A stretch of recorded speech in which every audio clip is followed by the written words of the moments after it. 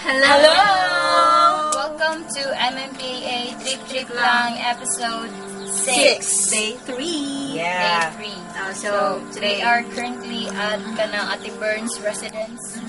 Kay kanang mamutong daw mi and mukaon yung native chicken. And the chicken is there. Yes, ready to.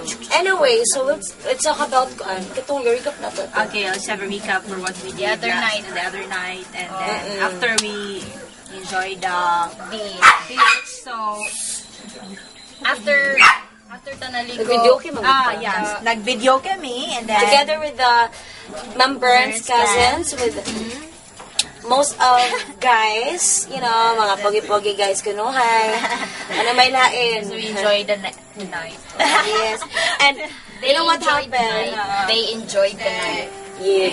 not really, it's Sir June. Kisa may na-drunk ako last time. Actually, I was drunk. Dili na-drunk pero Drinking water. yes, okay. Okay, so after sa video kay kanang the next day we went to church. Then Which church was really nagput me.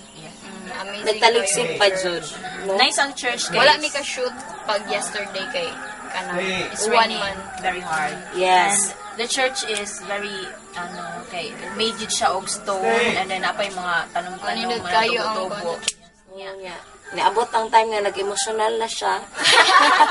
Nilak na siya. Nga naiko ka sa kasaba sa pwede ang pari kay kanang stricto kay. Super strict. Yeah, super Diligid siya. Naagid siya one word.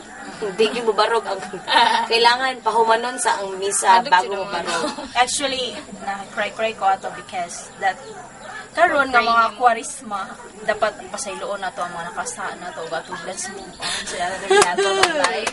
And then, yung nice kay ito yung workstation di ba? Yes. Nga ito po katong na po yung mga saints. Oo. Kato na yung history about atong Katong Saint Lam- Joseph. Yeah. Ano to? Si Papa Jesus, Jesus, Saint Joseph kung ito ato nga siya, statue. katong, matod pa kuno sa karaan nga panahon, nga nako noy nagdamgo ko ng pari. Oo, ang pari. Nga, Pari ba to? oo, ang pari mo yung nagpabuhat ato. Sa kuan. Kay nako noy tawo nga nalubong. Nada ko si Papa Jesus nalubong sa usa ka cave.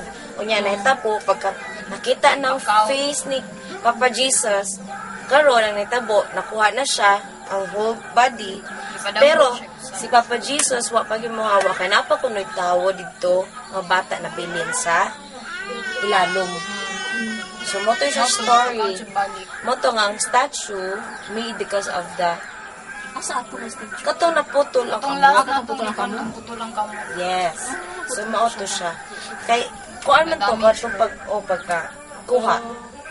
So that's one of the history nga among naibaw Andre sa Sambuan. Lots of saints. Very nice place pod kay it's very peaceful, di ba? Yeah, mo na to siya. Yeah, pag humana to church, na mauli ta kay nagbuwan. Nangaon naghaluhalo, ganahan maghalo-halo pero wa may halo-halo. So as in lang mango blend. as in gihurot ang usa ka ice cream ka. Yes. After that, Nag-swimming ba ta? di na natugtag ka diyon. Ay oo. Yes. Natulog me, then after kay dito. Had our luscious dinner. Ay mo Uh-huh. Sige. Yes. Dinner, and after that, enjoy the night na po. enjoy the night. Dito sa and cottage, had fun. nag-chika mi. Yes. Tawa-tawa. And mga secrets sa mga Traveloo. Yes. What my secrets At even to secrets but mga hidden nga ginahan sa mga tao. Diba, nag-host gani ka. So crazy. I regret. So, it's a crazy part of myself. Okay, so mo to siya last night.